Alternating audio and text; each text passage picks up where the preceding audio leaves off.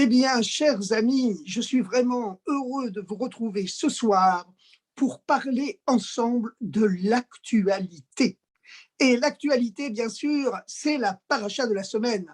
Comme on connaît le fameux dicton du premier rabbi de Lubavitch, l'Admour Zaken, le Baal HaTanya, Ve'ha Shulchan Aruch, on l'appelle souvent le Baal HaTanya, mais n'oublions pas qu'il est également le Baal Shulchan Aruch, car il a rédigé un nouveau code de loi qui a la spécificité, c'est d'expliquer les raisons et la source de toutes les lois. Vous savez que lorsque Maïmonide a écrit son fameux code de loi, qui est beaucoup plus complet, beaucoup plus vaste, le code de loi de Maïmonide, c'est le seul qui embrasse la totalité de la loi juive, alors que tous les codes de loi qui ont force de loi, si j'ose dire, et qui ont été rédigés à partir à partir évidemment du premier code de loi de Maïmonide, le Rambam, et puis aussi du Rif, Rabbi Yitzhak el-Fassi, eh bien, tous les codes de loi ensuite, à partir du Roche, bien sûr, Rabbi Nouacher, tous les autres codes, le grand code de loi du Shulchan Aruch, ce qu'on appelle le Shulchan Aruch,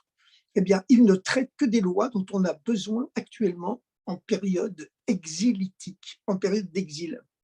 Il n'y a pas les lois, comment construire le temple, comment identifier le Messie, le Mashiach, comment faire les sacrifices, etc., etc. Par contre, le code de loi du Maïmonide, c'est le seul de tous les codes de loi qui a tout ça. Bon, mais de façon claire et précise. Maintenant, lui, le Maïmonide ne donne jamais la source de ces lois, jamais. C'est pour cela qu'il a eu des problèmes. Beaucoup de rabbins l'ont condamné en se disant mais d'où on peut vérifier que ce qu'il dit est vrai. Bon, par contre, le code de loi du Admour HaZaken, comme le Shulchan Aruch, comme le Shulchan Aruch, ça veut dire la table dressée, hein, ça veut dire que toutes les lois sont dressées sur la table, posées sur la table, on n'a qu'à se servir. Plus besoin d'aller rechercher dans le Talmud, faire des raisonnements très très difficiles pour arriver à partir des 13 lois d'herméneutique que Dieu a données à Moshe sur le mont Sinaï, et qui plus tard ont été redécouvertes par Hillel, qui perd ces fameuses 13 lois qui sont l'expression sur terre, hein, des 13 attributs de miséricorde, les Yud Gimel Midot HaRachamim, ces 13 lois qui permettent de déterminer la halakha à partir du texte biblique. Et c'est très compliqué, évidemment, hein, ça nécessite véritablement de gros efforts intellectuels. Et par contre, avec le Shulchan Aruch, ça y est, la loi est tranchée, tel article de loi pour tel problème, etc. Par contre, donc, le code de loi du Admour HaZaken, le Baal HaTanya des Shulchan Aruch, c'est un code de loi dont malheureusement 80% ont brûlé dans un incendie. À l'époque où il habitait à Liadi, vous savez, en Russie, à l'époque, dans les petites villes, toutes les maisons étaient construites en bois. Évidemment, il n'y avait qu'à se servir, hein, puisque la Russie était recouverte de forêts. Alors, malheureusement, lorsqu'il y avait un incendie, le bois, évidemment, ça prend feu très, très vite. Voilà. Donc 80% de son code de loi a brûlé, mais il en reste quand même 20%. Et donc ce qui est remarquable, c'est qu'à chaque fois, il explique la source à la fois d'après le Talmud, mais aussi d'après le Midrash et même d'après la Kabbale. Bien, alors maintenant, nous sommes la paracha Kitissa. Kitissa et Roche, lorsque tu compteras la tête des enfants d'Israël, tu feras un compte par tête, eh bien, on n'a pas le droit de compter les Juifs comme par un recensement normal. On les compte par l'intermédiaire d'un demi-shekel. Chacun doit offrir un demi-shekel, parce que sinon, il y a le mauvais œil, hein, ça existe, le mauvais œil. Hein. Les premières tables de la loi, on dit qu'elles ont été brisées à cause du mauvais œil, parce qu'elles ont été données dans le tonnerre, dans les éclairs, dans une grosse pub mondiale.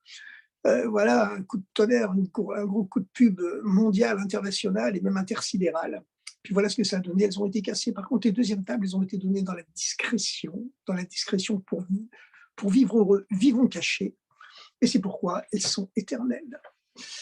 Et d'ailleurs, il y a une histoire comme ça avec quand il y a eu la circoncision d'un des rabbis Lubavitch, Rabbi Shalom Dovber, eh bien, le fils du Rabbi Marash et le petit-fils du Tzemar Tzedek.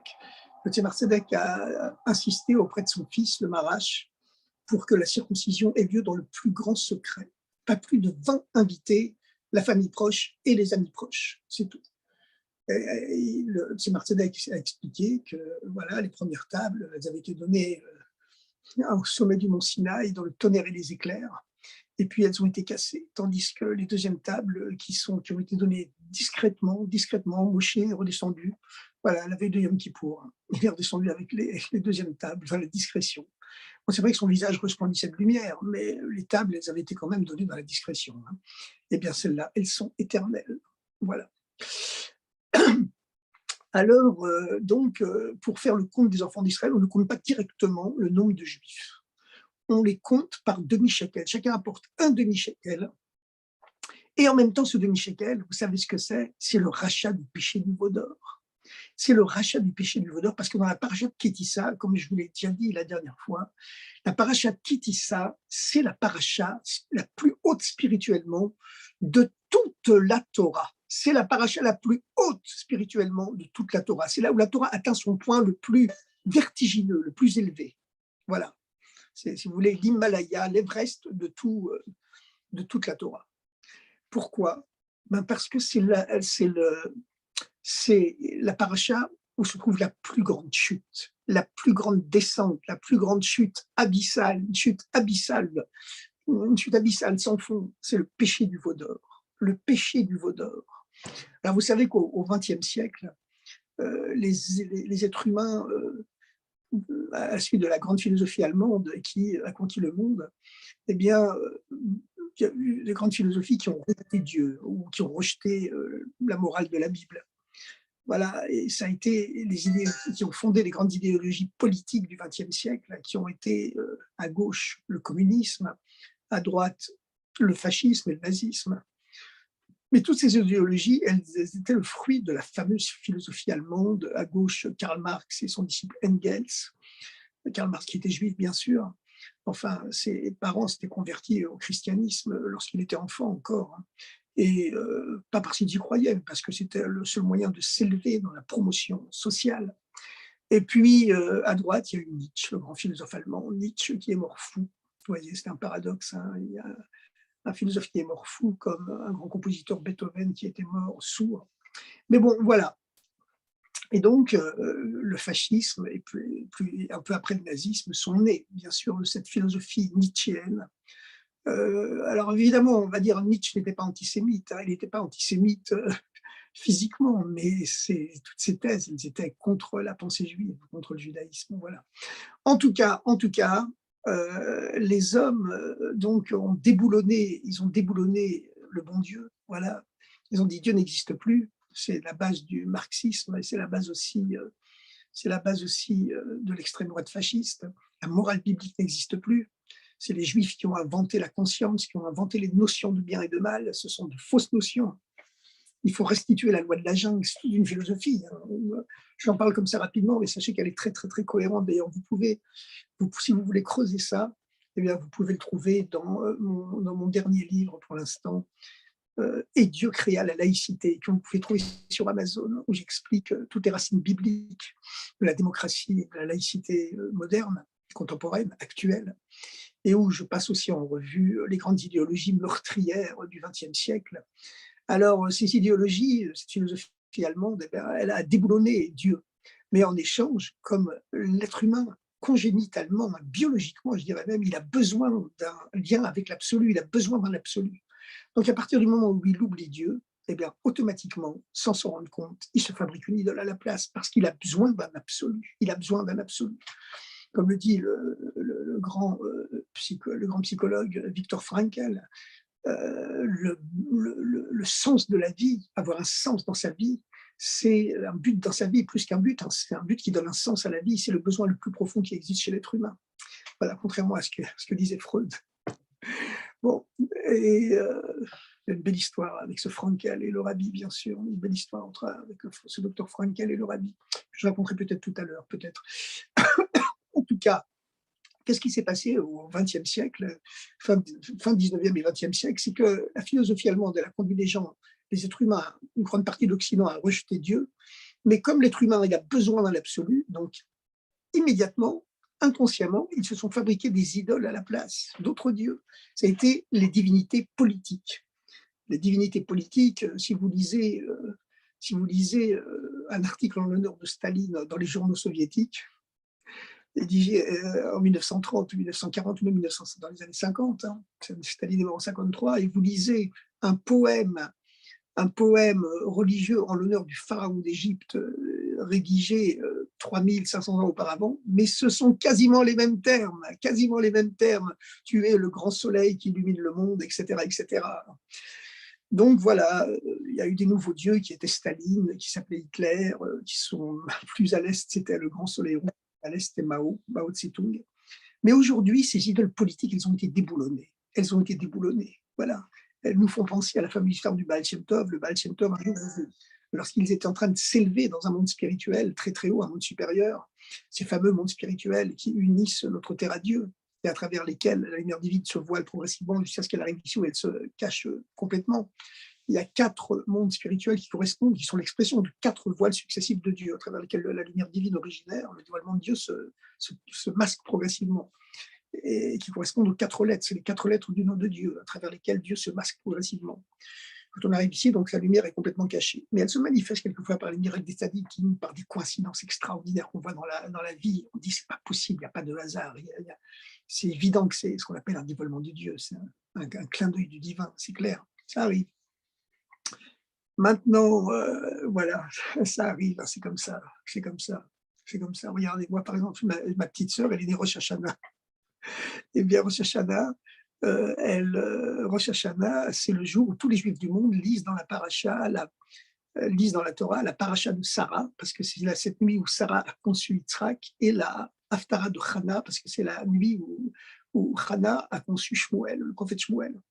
Eh bien, nos parents l'ont nommé sur nos 2 grands-mères, hein, sur la mère de ma maman, Sarah, et la mère de notre papa, Hana. Mais mes parents, bien qu'ils étaient traditionnels, hein, mais ils n'avaient aucune idée qu'on lisait dans toute cette, que tout le monde lisait dans toutes les synagogues du monde, la paracha de Sarah et de Hana. Elle était simplement nommée sur les 2 grands-mères, mais n'empêche qu'elle est née Rosh Hashanah, le jour où tous les Juifs du monde lisent la paracha de Sarah et la Haftarah Hana. Donc vous voyez, ça c'est un clin d'œil de Dieu. Le bon Dieu aurait pu la faire naître un jour avant, un jour après, mais non, le jour où tous les Juifs du monde lisent la paracha de Sarah et la Haftarah Hana. Bon, alors, on pourrait dire, hein, si c'était des Juifs qui étaient vraiment très au fait de la lecture de la paracha, c'est parce qu'on la lit qu'ils l'ont nommé comme ça, mais c'était pas comme ça, c'était juste parce qu'il y avait les 2 grands-mères, c'est tout, grâce à Dieu. Voilà, 2 grands-mères qui sont niftérotes pendant la Shoah, voilà, et qui ont été vengées quelque part par une nouvelle génération qui sort d'elles. Alors voilà, maintenant revenons à cette fameuse paracha du veau d'or, puisque à notre époque, les idoles ont été déboulonnées, les idoles politiques ont été déboulonnées. Alors, comme je disais, ça fait penser à l'histoire du Baal Shem Tov. Le Baal Shem Tov, un jour, il s'élève dans les mondes spirituels et il se trouve face à face avec un démon qui semble énorme et qui dit au Baal Shem Tov, je vais te pulvériser. Et le Baal Shem Tov froidement lui répond, mais en hébreu, tu es batel ou voutal. Excusez-moi, tu n'existes même pas, tu es nul, tu n'existes même pas. Et le démon se gonfle encore plus, il prend la taille d'une véritable colline, et le Baal Shem Tov lui dit, mais t'es nul. Il lui dit, je vais te pulvériser entre mon pouce et mon index. Le Baal Shem Tov lui dit, mais t'es nul, t'es qu'un ballon plein d'air, t'existes pas. Et le démon se grossit, il devient un Himalaya véritable. Et puis brusquement, pouf, il explose. Eh bien, ça a été la même chose pour le nazisme et pour le communisme. Bon, le nazisme, ça a été plus tragique. Vous savez que le père du rabbi, le rabbi Levi Yitzhak, qui était un grand kabbaliste, il expliquait qu'on peut faire des équivalences numériques, même avec les langues qui ne sont pas hébraïques. Il expliquait qu'en russe, la gematria, la valeur numérique du nom de Hitler et du nom de Staline, c'était la même.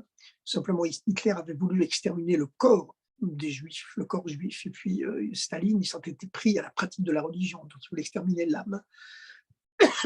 Quoique, à la fin de sa vie, juste avant de mourir, Staline avait préparé la déportation physique de tous les Juifs du RSS européenne vers la Sibérie, enfin le Birobidjan à l'extrême sud-est de la Sibérie, ce qui aurait abouti à un véritable génocide.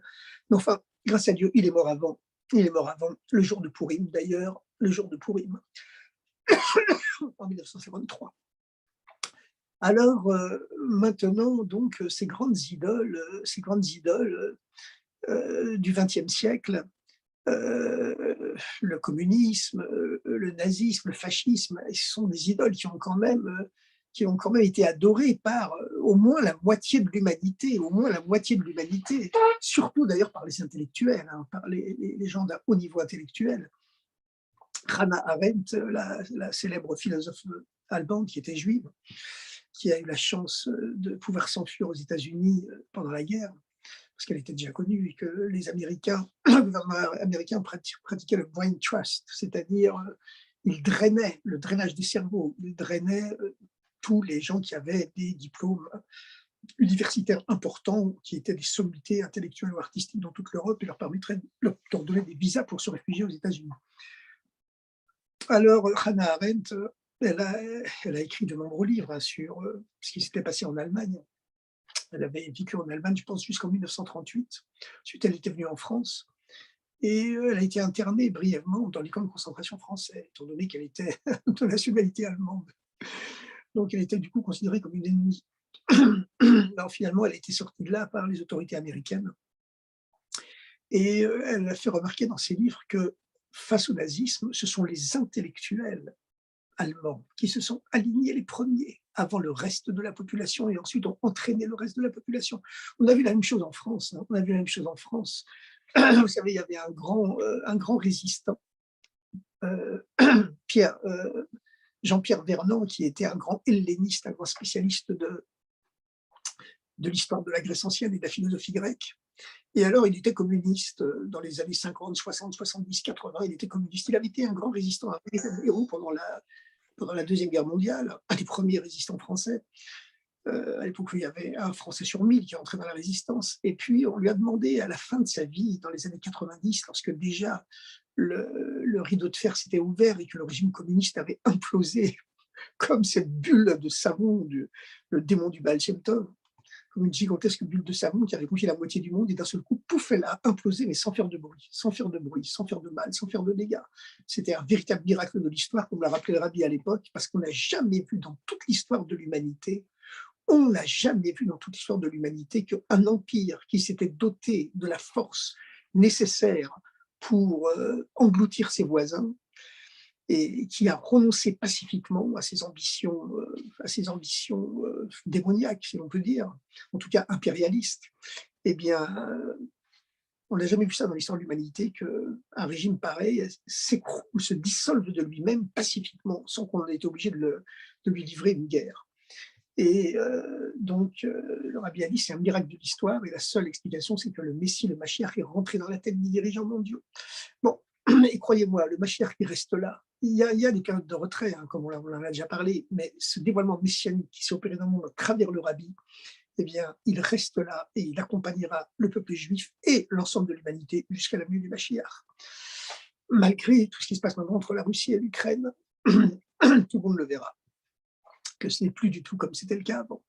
Alors maintenant, qu'est-ce qui se passe? C'est que les idoles ont été déboulonnées. Qu'est-ce qui revient maintenant, qui reprend son poste d'idole éternelle? C'est le veau d'or. C'est le veau d'or qui revient parce que les êtres humains, ils ont besoin d'un absolu. Ils ont besoin d'un absolu. Alors, le péché du veau d'or, donc, c'est le péché le plus abominable qui soit. Hein, c'est le péché éternel. Notez bien que les Juifs, à l'époque, lorsqu'ils ont fait un veau d'or, c'était pas pour remplacer Dieu, c'était pour remplacer Moïse, c'était pour remplacer Moshe. Sans un intermédiaire entre Dieu et eux, ils se sentaient complètement perdus. Bon, on sait que ce ne sont pas véritablement les Hébreux, les Juifs qui ont construit le veau d'or, c'était les mauvais convertis, entre guillemets.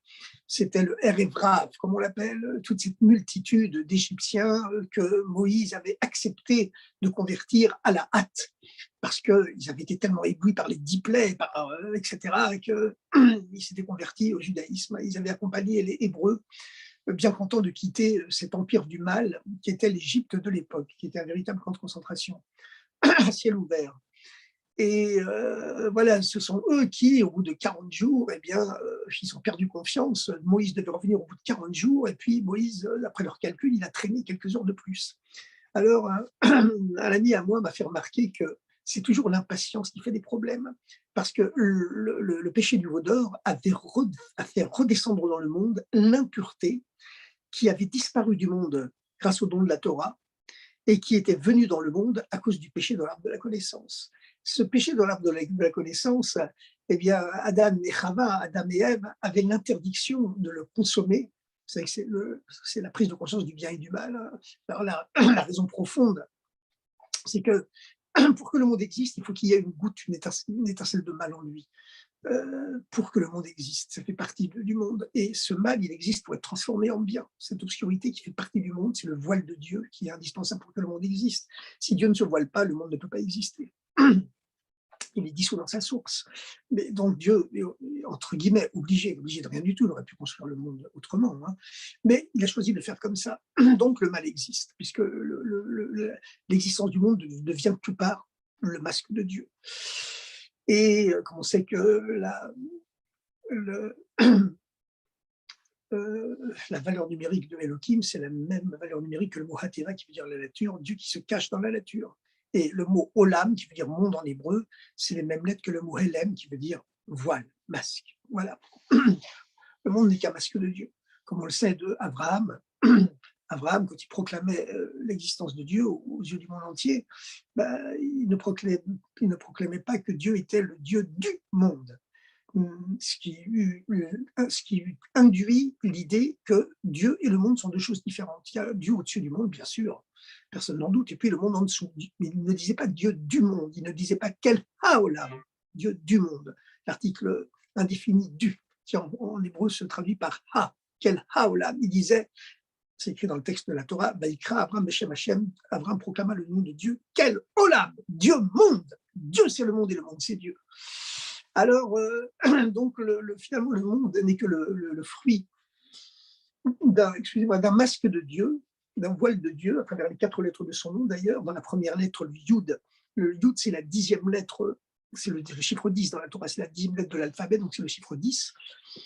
Et c'est Dieu qui se dévoile dans les 10 sphirotes, par les 10 qualités de lui-même. Mais c'est déjà un grand voile pour Dieu, accepter de descendre dans des définitions, la Chokhma, la Bina, le Da'at, la bonté, la rigueur, la miséricorde, ce sont des définitions. Dieu est obligé de se voiler, de voiler sa lumière à un niveau plus qu'infini pour rentrer dans les canaux de définition tellement limitantes pour lui. Mais quand même, c'est le Yud, hein, c'est le Yud. Et puis ensuite, qui correspond à l'élément feu. Puis il y a les 3 autres éléments, les 3 autres lettres de la Torah qui correspondent aux 3 autres éléments. L'air, qui ne descend pas, mais qui non plus ne monte pas. Dans la Torah, tout de suite, dans Bereshit, la Genèse, on parle de l'air, on dit Veruach Elokim, le souffle de Dieu. Ruach, ça veut dire souffle, ça veut dire aussi air. Mais Rachefet, il plane, Alpene Amaïm, au-dessus des eaux. Il plane, mais il ne monte pas, contrairement au feu qui, lui, ne fait que monter. Et ça, c'est la lettre Yud qui symbolise le feu.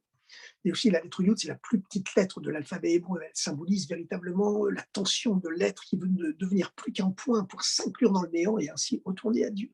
Comme le feu, qui, même s'il va brûler tout ce qu'il fait vivre, il ne vit que pour remonter à sa source. Et ensuite, il y a l'air donc qui plane, puis plus bas, il y a l'eau qui descend carrément, puis il y a la terre. Alors là, non seulement elle descend, mais elle est complètement immobile. Voilà.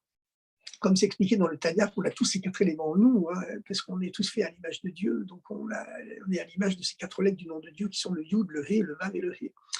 Maintenant,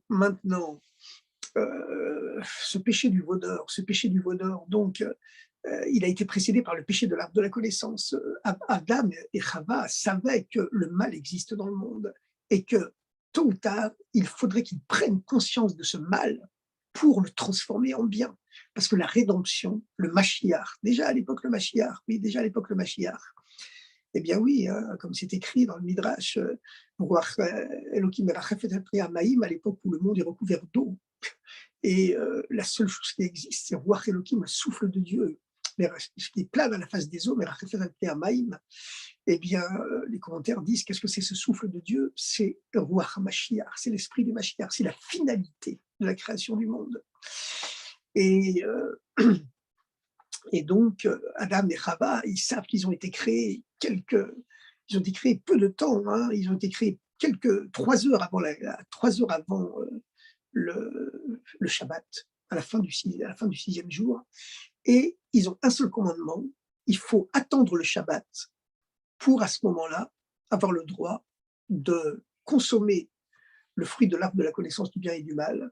Et à ce moment-là, non seulement ils n'auront plus l'interdiction de prendre conscience du bien et du mal pour transformer le mal en bien, mais ils pourront faire le kidouche sur le fruit de l'arbre de la connaissance.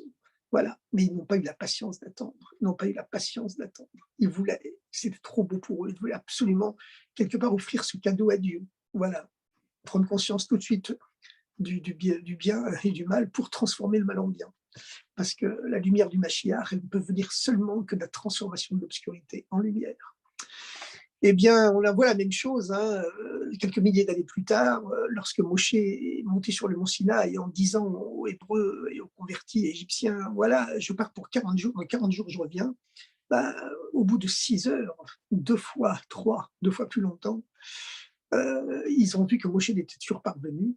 Ils ont commencé à s'affoler, les convertis égyptiens ont commencé à s'affoler. Mais voilà, le timing n'est pas respecté. Un homme aussi exact que Moshe, ça veut dire qu'il n'est plus là. Donc il nous faut quelque chose, une statue pour le remplacer. C'est ce qu'on appelle le totémisme. Le totémisme, remplacer Dieu ou remplacer le maître spirituel qui nous permet de nous unir à Dieu par une statue. Bon, c'est le péché du veau d'or. Mais donc, c'est la chute la plus grave de toute la Torah. Mais, comme le Rabbi l'explique dans un de ses derniers commentaires, eh bien, toute chute spirituelle, Dieu ne la permet que pour l'élévation qui va suivre et qui va nous permettre de nous élever à un niveau beaucoup plus haut qu'auparavant. Beaucoup plus haut qu'auparavant. Et lorsque le péché du veau d'or survient, eh bien, les Hébreux et les convertis égyptiens, eh bien, le peuple juif tout entier, à cette époque, il est comme un bébé qui vient de naître, il est complètement pur. L'impureté du péché de l'arbre de la connaissance a disparu du monde grâce au nom de la Torah. Et le peuple juif est complètement pur, tout neuf, voilà, comme s'il n'avait jamais péché. Il est au niveau de tzaddik. Mais le niveau de tzaddik, c'est pas suffisant. C'est seulement la teshuva qui permet la transformation du mal en bien, et ça, c'est seulement le Baal Tshuva qui peut le faire, parce que lui, il a été en contact avec le mal, donc il peut convertir le mal en bien et dévoiler cette lumière du Mashiach, qui ne peut venir que de l'obscurité, que de la transformation de l'obscurité en lumière. Alors, quelque part, le péché du Veau est voulu par Dieu, parce que lorsque Moshe redescend de la montagne, il voit les Juifs en train de danser autour du veau d'or, enfin plus exactement, il voit les convertis égyptiens en train de danser autour du veau d'or, et les Hébreux qui sont complices, non-assistance à personne en danger spirituel. Voilà, ils n'interviennent pas, ils laissent faire, ils sont complices. Donc, évidemment, Moshe se met en colère, et Moshe brise l'étape de la loi. Il brise l'étape de la loi, il pulvérise le veau d'or, et il jette la poussière d'or dans le torrent du désert, et il oblige les Juifs à boire cette eau de ce poison qui est devenu la poussière du veau d'or, poison spirituel bien sûr. Et puis ensuite, évidemment, tous les Juifs font tchouva, ils sont là, ils reconnaissent qu'ils ont péché, parce qu'ils pensaient vraiment que Moshe était mort, qu'il était resté là-haut. C'est pour ça, voilà, ils n'avaient pas supporté cette attente de 6 heures supplémentaires par rapport à l'heure que Moshe leur avait dite. Et puis, Moshe remonte sur le mont Sinaï. Il va rester 40 jours. Voilà, Moshe était monté sur le mont Sinaï. C'était le jour du Matan Torah, donc le 7e jour du mois de Sivan, le 6e ou 7e jour. La Torah a été donnée le 6e jour. Moshe est monté le 7e jour. Et puis, il est redescendu le 17e jour du mois de Tammuz. Il a cassé les tables. Il est remonté le lendemain, le 18 Tammuz, sur le mont Sinaï. Et il y est resté 2 fois 40 jours, 80 jours, jusqu'à Rosh Chodesh Elul, du 18 Tammuz jusqu'à Rosh Chodesh Elul, 40 jours, pour obtenir le pardon de Dieu. Et le Rosh Chodesh Elul, le premier jour du mois de Elul, Dieu lui a affirmé que ça y est, le peuple juif était pardonné. Ça n'a pas été facile, ça n'a pas été facile. Moshe, vraiment, il a été obligé de pousser le bon Dieu dans ses derniers retranchements. Lorsque Dieu lui a dit, je vais exterminer ce peuple et je vais créer un nouveau peuple à partir de tes enfants, Moshe, à partir de toi et de tes enfants. Bon, on en a parlé la semaine dernière. Moshe a dit à Dieu, tu m'effaces-moi de ton livre. Mais tu m'effaces-moi, et donc tu effaces aussi ton livre, tu effaces toute ta Torah, mais ce peuple juif, tu le laisses vivre. et physiquement, tu le laisses vivre. Voilà, parce que le matériel, la vie physique des Juifs, c'est ce qui est le plus sacré au monde. Et à ce moment-là, Dieu a dit: «Bon, bah, ça va, moi-même, j'ai émis un décret avant de créer le monde que ce que tous les justes parfaits m'ordonneront, moi, Dieu, j'obéirai. Toi, tu es un juste parfait, eh bien, tu es un tzaddik gamour, donc tu m'ordonnes de laisser vivre le peuple juif, je le laisse vivre. Mais tu m'ordonnes aussi d'effacer ton nom de mon livre, eh bien, j'effacerai ton nom de mon livre. Et c'est la fameuse paracha de la semaine dernière, la parachat Tetzavé, où le nom de Moshe n'est pas écrit une seule fois, et où Dieu s'adresse à Moshe sans arrêt, en lui disant, commençant par Véata, et toi, et ensuite en répétant sans arrêt le pronom personnel, Ata, Ata, Ata, dit jamais le nom de Moshe. Alors, comme on l'a dit la dernière fois, on pourrait croire que c'est quelque part une punition, hein. Moshe, il a voulu défier Dieu, entre guillemets. Il a dit à Dieu: «Tu m'effaces de ton livre, mais ce peuple, tu le laisses vivre». Dieu lui dit: «D'accord, d'accord, mais ne fais pas le malin, ne fais pas le malin, parce que tu m'as demandé de t'effacer de ton livre, de mon livre, eh bien je t'effacerai». Voilà, au moins d'une paracha qui est considérée comme un livre entier. En vérité, comme on l'a dit la semaine dernière, c'est pas du tout une punition, au contraire. C'est que lorsque Moshe a sacrifié pas seulement sa vie, parce que des Juifs qui ont sacrifié leur vie pour Dieu et pour la Torah, il y en a eu beaucoup, hein, il y en a eu beaucoup dans l'histoire juive, beaucoup. Voilà. Et malheureusement, il y en a encore, voilà, qui sont obligés de le faire. Voilà, le Chayalim sur les frontières, que le bon Dieu les protège et les bénisse, et que Dieu fasse que plus jamais, voilà, on ait besoin de choses comme ça et que ma chère vienne tout de suite. Mais Moshe, il n'a pas seulement sacrifié sa vie, il a sacrifié sa Torah, qui était pour lui plus que sa vie, plus que sa vie.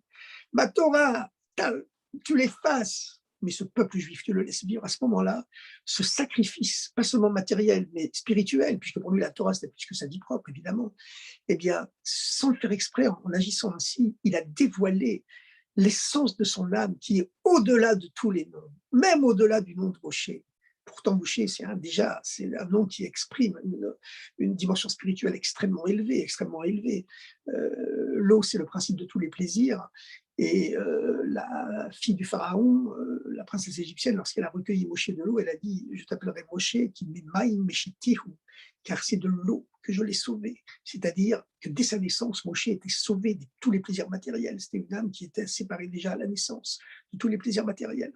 Oh, une âme, voilà, c'est une dimension messianique, hein, que Dieu met dans certaines grandes personnalités qui sont là pour sauver le peuple juif. Voilà, et je me permets de faire une digression, hein. Moshe, il est venu pour sauver les Juifs de l'enfer égyptien à l'époque. Ben, l'âme du rabbi, ben, Dieu l'a envoyé après la Shoah. C'est pas un hasard. C'est pas un hasard. Voilà. Bon, enfin, comme le rabbi précédent l'expliquait, et comme le rabbi, bien sûr, le répétait, c'est que la Shoah, ça avait été les douleurs de l'enfantement messianique. Mais aujourd'hui, tout ça, c'est derrière nous. Tout ça, c'est derrière nous. Et il faut savoir qu'aujourd'hui, la lumière du Mashiach, elle est dans le monde, elle est présente, et on peut tous y avoir accès. Comme le rabbi l'a prophétisé, il a promis l'époque où les antisémites pouvaient dominer les juifs, c'est une époque qui est terminée pour toujours, et le peuple juif sera victorieux, il aura la main sur la nuque de son ennemi, selon la fameuse bénédiction de Yaakov à Yehuda, dont le rabbi a dit ouvertement qu'elle est valable pour notre époque spécifiquement, jusqu'à la venue du Mashiach, quand Yaakov dit à Yehuda, Yehuda, quand tes frères te reconnaîtront, Yadcha beoref veicha, ta main sera sur la nuque de ton ennemi, et le peuple juif continuera à avoir la main sur la nuque de son ennemi jusqu'à la venue du Mashiach. Ça, c'est la prophétie du rabbi. Et on voit que c'est comme ça, on voit que nos ennemis, de temps en temps, on dit: «Bon, mais arrêtons, on en a marre de vous tenir vous tenir la tête dans la boue avec notre main sur votre nuque, on veut vous permettre de respirer, voilà, soyez gentils, soyez sympas, on fait la paix». Mais dès qu'on leur lâche la nuque, au lieu de nous remercier, de dire: «Bon, bah, vous avez raison, commençons une nouvelle vie ensemble», bah, ils se mettent à nous cracher à la figure encore plus, on est obligé de leur remettre la main sur la nuque, voilà. Alors, chers amis, il faut savoir quand même qu'il y a des miracles, hein. On voit ce qui se passe aujourd'hui. On voit ce qui se passe aujourd'hui.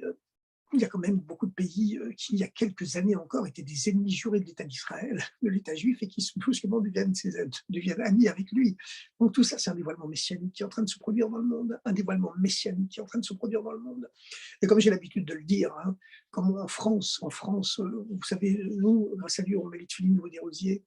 Mais vous savez quoi? À chaque fois que les touristes israéliens, américains, ils viennent débarquer des Rosiers, ils nous posent la question: «Mais comment vous faites avec l'antisémitisme?» On se met à danser avec eux dans la rue.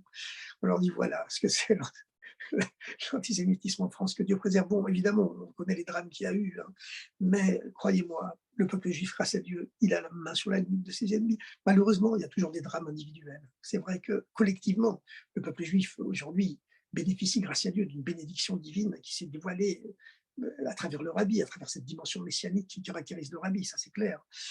Mais en même temps, il y a des drames individuels, c'est vrai. Il y en a toujours malheureusement, et il faut prier le bon Dieu que Atem Teluktu le Echad Echad Bnei Israël. Il est écrit que la délivrance messianique, c'est le contraire des fausses délivrances que le communisme ou le fascisme prétendaient apporter au monde entier avec la création de nouvel être humain, etc., où c'est des grands mouvements de masse, tout le monde était au garde à vous, voilà, par centaines de millions. Voilà, le petit livre rouge, hein, 700 millions de Chinois debout, garde à vous avec le petit livre rouge.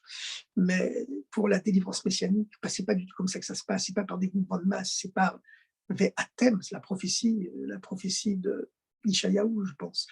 Ve'atem teluktu, vous serez recueillis les Echad Echad Bnei Israël, un à un, enfant d'Israël. Ça vient d'un mouvement individuel, puisque l'individu, c'est la base de tout.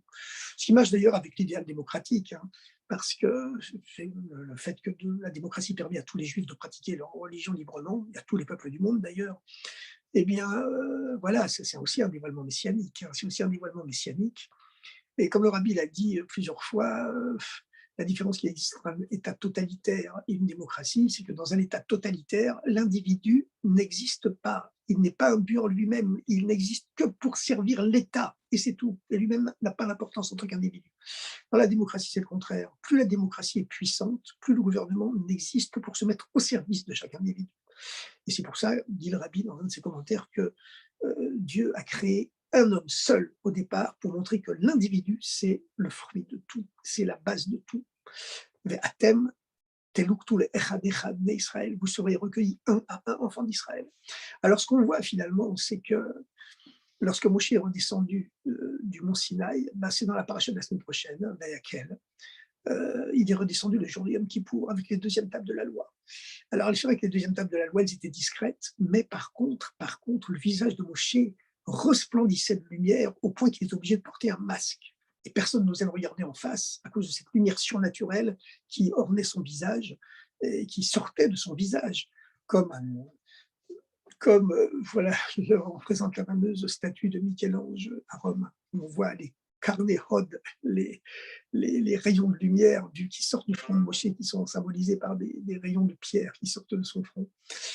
Maintenant, pourquoi est-ce que lorsque Moshe a reçu les premières tables, son visage ne flamboyait pas de lumière? Et le contact des yeux des deuxièmes tables a fait que son visage flamboie de lumière. Parce que les deuxièmes tables, elles étaient à un niveau beaucoup plus haut que les premières. Les premières tables, elles exprimaient le niveau de tzidkout du peuple juif de l'époque, que le peuple juif était un peuple tzaddik, parce qu'il venait de naître, il était pur, il n'avait pas encore péché. Mais après le péché du veau d'or, le peuple juif, grâce à sa tchouva, est monté à un niveau tellement haut que le visage de Moshe, qui représente le visage de tout le peuple juif, s'est mis à flamboyer de lumière. Parce que le peuple juif était arrivé, grâce, entre guillemets, au péché du veau d'or, au niveau de la teshuva, et que ça, la tchouva, c'est un niveau beaucoup plus haut que, c'est un niveau beaucoup plus haut que le niveau de tzaddik. Enfin, le Mashiach viendra lorsque les tzadikim eux-mêmes feront tchouva. C'est la fameux commentaire connu, qui vient du Zohar. Atid à Mashiach, les atouye tzadikaya les tioufta. Le Zohar est écrit en araméen. Le Mashiach, ce qui le caractérisera, c'est qu'il amènera même les tzadikim parfaits qui n'ont jamais péché à faire teshuvah. Le teshuvah, ça veut dire retour en hébreu, hein. Ça veut dire le retour, ça veut dire retour à qui on est soi-même, à l'essence de Dieu qui est en nous. Voilà. Alors, maintenant, pour se racheter du péché du veau d'or, eh bien, Dieu, il a quand même mis une condition. Il a dit, bon, pour se racheter du péché du veau d'or, les Juifs devront, à l'époque, on ne les appelle pas encore les Juifs, hein, c'est seulement après l'exil de Babylone, après la destruction du peuple du premier temple, que les Hébreux ou les enfants d'Israël commenceront à porter le nom de Yehudim, hein, parce que la plus grande tribu, c'est la tribu de Yehuda, mais aussi plus profondément parce que le mot Yehuda vient du mot Hoda'a, la reconnaissance. Ils ont reconnu leur faute, ils ont accédés à ce niveau de retour. de retour à Dieu, à l'essence de Dieu qui est en nous. Et puis, donc, à ce moment-là, on commence à appeler tous les Juifs Yehudim. Euh, Même s'ils font partie de la tribu de Binyamin et qui avait été exilés en Babylonie avec celle de Yehuda, puisque Mordechai, dans la Miglat Esther, il est appelé Mordechai à Yehudi, bien qu'il ait été un Ish Yemini, un homme de la tribu de Binyamin. Alors, d'ailleurs, un jour, il y a eu un grand homme d'affaires qui est rentré en entretien personnel chez le rabbi, et puis il a profité de cet instant, parce qu'il joue aussi un rôle politique en Israël, c'est le Rav Boutnik. Il a demandé au rabbi, est-ce qu'en général, il faut voter plus pour la gauche ou pour la droite? On ne parle pas de l'extrême gauche ou de l'extrême droite, mais plus à gauche ou plus à droite. Le rabbi lui a répondu, Mordechai Ish Yemini. Mordechai était un homme de droite. Bon, voilà, je ne parle pas d'extrême droite, évidemment. Elle est encore pire que l'extrême gauche. Voilà. Mais enfin, les deux. Mais par contre, le centre droit, c'est ce qu'il nous faut. C'est ce qu'il nous faut. Alors maintenant, chers amis, comme on le voit clairement à Paris, c'est seulement lorsque Jacques Chirac était maire de Paris qu'il a offert la caution de la mairie de Paris pour que le Beitron Lubavitch obtienne des prêts bancaires pour créer Chaya Mouchta. Autrement, tous les partis politiques, qu'ils soient d'extrême droite, d'extrême gauche ou même de gauche, s'étaient mis contre. Pour la première fois depuis la libération de 1945, on a vu tous les partis politiques voter contre les crédits, contre la caution qui permettait d'obtenir des prêts bancaires pour construire une école juive à Paris. Tous les partis politiques contre, sauf le centre-droite à l'époque. Mordechai Ish Yemini. Alors, sans faire de politique, on est quand même étonné lorsque Moshe a demandé à Dieu, mais comment les Juifs pourront se faire pardonner d'une telle faute, le péché du veau d'or? Bien, Dieu lui montre, c'est ainsi que c'est écrit dans les textes, Dieu lui montre dans le Midrash un demi-shekel, pas un shekel entier, mais un demi-shekel en feu, que Dieu sort de dessous le trône de la gloire, le Kisei HaKavod, lui dit, Zé, dites-nous, ils donneront ça, et avec ce demi-shekel en feu, eh bien, ils seront rachetés du péché du veau d'or. Alors, d'un autre côté, la Torah nous donne la valeur monétaire du demi-shekel.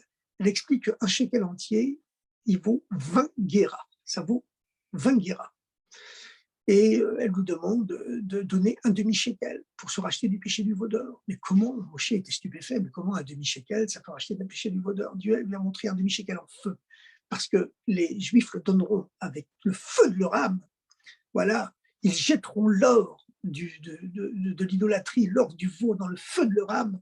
Eh bien, avec ça, ils pourront être rachetés du péché du veau d'or. Et on connaît la fameuse parabole du Baal Shem Tov. Le Baal Shem Tov raconte la parabole pour expliquer en quoi le demi-shekel en feu, c'est ce qui permet de racheter du péché du veau d'or. Le Baal Shem Tov compte une parabole. C'est l'histoire d'un apprenti joaillier. Un apprenti joaillier, eh bien, son maître joaillier lui avait appris à fondre l'or, à fondre l'argent et à créer de magnifiques bijoux. Et il lui avait appris toutes les techniques. Et puis au bout de mois et d'années d'apprentissage, il dit à son élève, eh bien, maintenant, à toi de jouer, montre que tu es capable de mettre en pratique toutes les théories que je t'ai enseignées. Et l'élève, il commence à prendre tous les objets, tous les instruments pour tailler, pour manipuler l'or et l'argent, etc., etc. Mais il n'y arrive pas. Impossible. L'or reste une masse informe d'or doré, mais c'est une masse informe. Il n'arrive pas du tout à les faire bouger. Qu'est-ce qui s'était passé? Continue le Baal Shem Tov. Dans cette parabole, il avait simplement oublié de mettre le feu. Parce qu'en réalité, la plus petite chose, même un demi-shekel, quand on l'offre avec le feu de son âme, on prend l'or, quelle que soit la quantité qu'il y ait d'or, et on la fait fondre dans le feu de son âme. À ce moment-là, on est racheté du péché du veau d'or. Et maintenant, vous savez que ce chiffre de 10 guéras que vaut un demi-shekel, puisqu'un shekel entier, la Torah prend le soin de nous préciser dans la paracha qu'un shekel vaut 20 guéras, un shekel entier. Donc le demi-shekel, c'est 10 guéras. Et pourtant, la Torah ne dit pas qu'il faut offrir 10 guéras à Dieu, elle dit un demi-shekel. Eh bien, il y a un grand message dedans, un grand enseignement. C'est que lorsque Dieu a créé le monde, Dieu a parlé 10 fois. C'est ce qu'on appelle les Asara Mahamarot, les 10 paroles qui ont créé le monde dans Parashat Bereshit. Yehi Or, que la lumière soit, évidemment, c'est la première parole qui soit très connue. Et puis ensuite, Yehi Rakia, que soit l'espace, Tachar et Tzideshek, que la terre se coupe de végétation, etc., etc. En tout, Dieu parle 10 fois. Et ces 10 paroles divines qui font émerger le monde du néant, eh bien, elles proviennent des 10 manifestations de Dieu. Dieu, lorsqu'il s'est manifesté dans l'univers, il s'est manifesté par 10 différentes manifestations de lui-même, qu'on appelle les 10 sphirotes. Et l'homme est créé à l'image de ces 10 sphirotes. Ces 10 qualités de Dieu, ces 10 attributs divins que Dieu s'est créé à lui-même. Pourquoi Dieu a-t-il choisi de se manifester par 10 attributs? Pourquoi pas 11, pourquoi pas 9?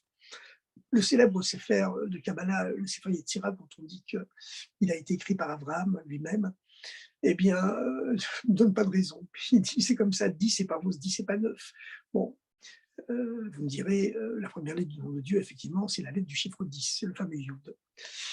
Et bon, alors, pour comprendre quelles sont ces sphirotes, eh bien, puisque l'homme a été créé à l'image de Dieu, la pédagogie que la chassidoute utilise pour faire comprendre à l'homme que sont ces sphirotes, ça s'appelle les qualités de Dieu, on les appelle des sphirotes. Pourquoi? Parce qu'une sphère, elle n'a ni haut ni bas, donc ça symbolise l'infini.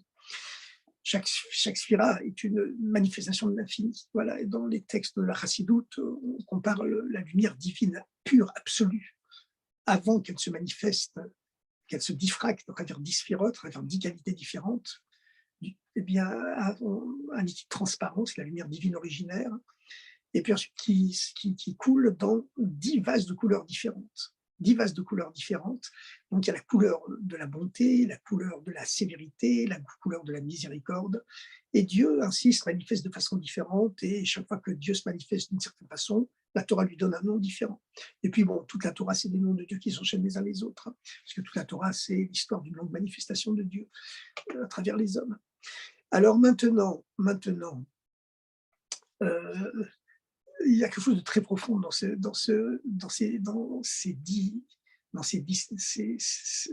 valeur du demi-shekel qui permet au peuple juif d'être racheté du péché du veau d'or. C'est que le juif va se rappeler que lui-même, il est créé à l'image de Dieu, il a les 10 qualités par lesquelles Dieu a créé le monde, par lesquelles Dieu s'est manifesté aux hommes et à l'univers. Il a ces 10 qualités en lui puisqu'il est fait à l'image de Dieu. Bon, d'une façon générale, je reviens là-dessus, hein, c'est expliqué dans de très nombreux livres, mais je reviens là-dessus quand même, puisque c'est important, puisque c'est écrit Dieu a créé l'homme à son image. Oui, mais Dieu, on sait très bien qu'il n'a pas d'image, et puis en plus c'est interdit d'essayer de faire l'image de lui. Ça veut dire que Dieu a créé l'homme à son image, pourtant c'est écrit dans Bereshit, qui Betselem Elohim bara et Adam, car c'est à l'image de Dieu que l'homme a été créé. Bah, il est créé à l'image des 10 sphirotes, des 10 qualités de Dieu, parce qu'il y a un niveau avant les 10 sphirotes où Dieu est indéfinissable. Donc, si Dieu était resté à ce niveau-là indéfinissable, le monde n'aurait pas pu exister, comme le dit Maïmonide dans son code de loi d'ailleurs. Et comme il le sous-entend, mais les commentaires permettent de le comprendre clairement. Et donc, on peut comprendre très bien, ces 10 sphirotes, c'est toute la structure psychique de l'être humain, qui est créée à l'image entre guillemets, la structure de la manifestation divine, de ces 10 sphirotes. Elle se divise en 3. Il y a les 3 sphirotes de l'intellect. Chez l'être humain, on voit ça très clairement. Et ensuite, il y a les 6 sphirotes des sentiments, puis il y a la dernière sphira qui inclut à la fois la pensée, la parole et l'action, qui sont l'aboutissement de l'intellect et des sentiments. Pensée, parole et action, c'est l'aboutissement de la pensée et de l'intellect et des sentiments. Alors, dans l'intellect, ça fonctionne de façon très, très, très, très claire. Hein. La chassidoute l'exprime d'une façon tout à fait claire. Vous prenez un savant qui est en train de réfléchir à un problème mathématique très compliqué, où vous prenez les Havdil, un étudiant en yeshiva qui est en train d'étudier la Gemara, puis d'un seul coup, paf, ah, je sens que c'est ça, ça y est, j'ai compris. Tu peux nous expliquer? Je n'arrive pas à l'expliquer, mais je le ressens, c'est comme ça. Bon, c'est l'intuition. En français, on appelle ça l'intuition. En hébreu, on appelle ça la chorma. La chorma, c'est la contraction de 2 termes, comme c'est expliqué dans le Tanya, koachma, la force du quoi. Tout le monde possède une intuition de Chorma en lui. C'est le niveau le plus haut de l'intellect. C'est le niveau de l'intellect humain qui peut se mettre en connexion avec Dieu. parce que justement, c'est une force, une fonction psychique qui est en nous, qui est ouverte sur l'infini, la force du quoi, le koachma, chochma. Et ensuite, il y a la bina. Bina, c'est bien du mot bonnet, qui veut dire la construction, construire. Voilà, la fameuse, la fameuse société immobilière, de construction immobilière en Israël, le Solel Bonnet. Voilà, bonnet, c'est bina, ça veut dire construire. C'est-à-dire qu'à partir de cette intuition qui est impalpable, on n'arrive pas vraiment à expliquer ce qu'elle contient. Il va falloir utiliser d'une fonction intellectuelle qui est opposée à l'intuition. C'est l'analyse méticuleuse, rationnelle, construire le raisonnement. Et pour le scientifique, par exemple, faire des dizaines ou des centaines d'expériences pour vérifier la valeur de l'intuition première qu'il avait eue. Donc c'est tout un travail de construction. Voilà, la bina. La bina. Alors, c'est ce qui sert à faire un enfant, hein. L'homme, c'est Chokhmah, la femme, c'est Bina. Il y a une goutte qui pénètre la femme, c'est la Chokhmah. Et puis ensuite, où se construit l'enfant? Il est bonné, où il se construit, c'est dans le ventre de la mère. Voilà. Et ça aboutit aux dates. Mais qu'est-ce qui permet l'union entre la Chokhmah et la Bina? C'est ce qu'on appelle la connaissance. La connaissance. L'homme qui connaît sa femme. Voilà. Et comme il est écrit dans Bereshit, le terme date, Vayeda Hashem, et Ishto, l'a connu sa femme. Et c'est le dat, c'est cette fonction intellectuelle qui est la troisième et qui permet à Chokhmah et Bina, à l'intuition et à l'analyse méticuleuse, rationnelle, de s'unir pour aboutir à la conclusion. Et ces trois fonctions intellectuelles, Chokhmah, Bina, grâce au dat, elles accouchent des enfants qui sont les sentiments. Elles sont les sentiments. Bon, c'est simple, hein. Si un être humain, intellectuellement, rationnellement, il arrive à la construction, il en arrive à la construction, à la conclusion que Dieu est le spirituel, c'est le but de la vie, ben, il va faire, tous ses sentiments vont se tourner vers Dieu et il va chercher à s'éloigner de tout ce qui pourrait l'éloigner de Dieu. Si quelqu'un, par sa construction intellectuelle, arrive à la conclusion que quel est le but de la vie, c'est de jouir de tous les plaisirs physiques matériels de la vie, et ben, ces sentiments, il va les porter vers la recherche des plaisirs physiques et matériels de la vie, et puis il s'éloignera de tout ce qui représente le contraire, c'est-à-dire Dieu, le spirituel, qui pourrait l'en éloigner. Alors, maintenant, le premier des sentiments, c'est toujours la bonté, c'est toujours l'amour. Voilà. Et les trois premières fonctions intellectuelles, les trois sphirotes, eh ben, elles ont créé la Torah. Mais elles ne sont pas descendues dans le monde matériel pour le créer, elles ont créé le plan d'ensemble. C'est seulement les 6 sentiments de Dieu qui sont descendus dans le monde matériel pour créer les Shetem et Breshit, les 6 jours de la création. La bonté de Dieu a créé l'eau et la lumière le premier jour, la sévérité de Dieu, la rigueur divine a séparé les eaux d'en haut, les plaisirs spirituels, des eaux d'en bas, les plaisirs matériels.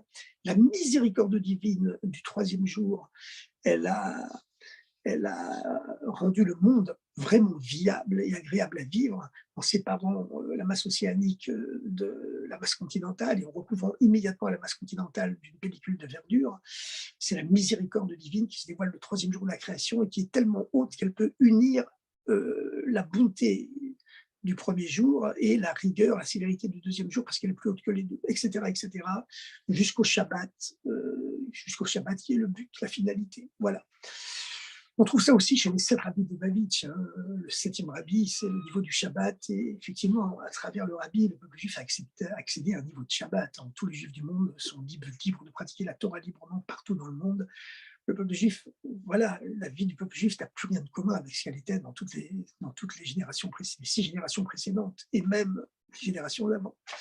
En tout cas, ce qu'il faut se souvenir, c'est que l'être humain, malgré tout, il offre un demi-shekel à Dieu. Il offre un demi-shekel à Dieu pour se racheter du péché du veau d'or. Mais ce demi-shekel, donc, il vaut 10 guéras, puisque le shekel entier vaut 20 guéras. Voilà. Et ça veut dire quoi? Ça veut dire que le juif doit se souvenir qu'avec les 10 forces de son âme, les 10 sphirotes qu'il y a en lui, qui sont à l'image des 10 sphirotes de Dieu, il n'est que la moitié de lui-même, il n'est qu'un demi-shekel. Il n'est qu'un demi-shekel, et c'est seulement lorsqu'il s'unit avec Dieu, qu'il se lie à Dieu, aux 10 sphirotes de Dieu, à ce moment-là, il pourra devenir un être humain entier, un shekel entier. De la même façon, euh, on doit se souvenir aussi que c'est la même chose pour Dieu. Dieu, s'il n'y a pas le peuple juif avec lui, eh bien, il n'est aussi qu'un demi-shekel et Dieu a besoin du peuple juif. Et c'est comme ça, Dieu, il a besoin de nous, il a besoin des juifs pour faire éclore son règne dans le monde. Voilà, une lourde responsabilité, mais grâce à Dieu, elle est agréable en même temps. Et il faut se souvenir aussi que sans les 10 sphirotes qui composent le moi d'un autre juif, eh bien, on est aussi un demi-shekel. C'est ça marche soit vis-à-vis de Dieu, soit vis-à-vis des autres êtres humains. Tant qu'on est tout seul, on n'est pas uni avec un autre, eh bien, on ne reste également qu'un demi-shekel. Et ce demi-shekel, il doit être offert avec un feu. Et à ce moment-là, eh bien, le veau d'or, il est jeté, il est fondu dans le feu de notre âme. Et à ce moment-là, on dévoile le Mashiach en soi, comme une part de ce Mashiach qui va venir pour l'ensemble de l'humanité. Alors, chers amis, une bonne parachat Kitissa. Il y avait une année où le rabbi a dit Kitissa au sens simple, ça veut dire lorsque tu élèveras. Être roche, ça veut dire que lorsque tu compteras, tu feras le dénombrement, le recensement des enfants d'Israël, et tu le feras par tête. Comme on n'a pas le droit de compter les juifs directement à cause du mauvais œil, chacun offre un demi-shekel. Ça, c'est le sens littéral, le sens simple. Mais qui dit ça, ça veut dire également quand tu élèveras, c'est-à-dire quand tu élèveras la tête des enfants d'Israël. Alors, il y avait une année, le rabbi avait dit comment est-ce que tu peux lever ta tête? Tu as du mal à respirer, tu te sens englouti dans la vie de tous les jours, tu voudrais élever ta tête. Comment est-ce que tu peux élever ta tête? Le rabbi a dit va vers un autre juif, va vers un autre, sors de chez toi, sors de chez toi, va mettre les filets aux juifs dans les rues, va donner des cours de Torah, va transmettre ce que tu connais. Voilà, et tu verras que Dieu t'élèvera la tête. Et puis l'année suivante, on pensait que le rabbi allait nous dire, lorsqu'il est venu la paracha Kitissa, encore des ajouts là-dessus. Et pas du tout, le rabbi, qu'est-ce qu'il dit? Tu veux élever la tête, tu veux véritablement sortir de ta boue et lever la tête. Eh bien, étudie la Torah, parce qu'il faut bien sûr étudier pour soi, pour pouvoir transmettre aux autres. Alors, chers amis, mais n'oublions pas quand même qu'à notre époque, comme le dit le Baal Tanya dans le Tanya, que la mitzvah essentielle à notre époque, c'est quand même la tzedaka, c'est-à-dire la transmission aux autres en matériel et surtout, vu les besoins de l'heure en spirituel, les deux ensemble. Chers amis, bonne semaine, bonne paracha de Kitissa, la paracha la plus haute de toute la Torah. Shavuot Tov et à bientôt.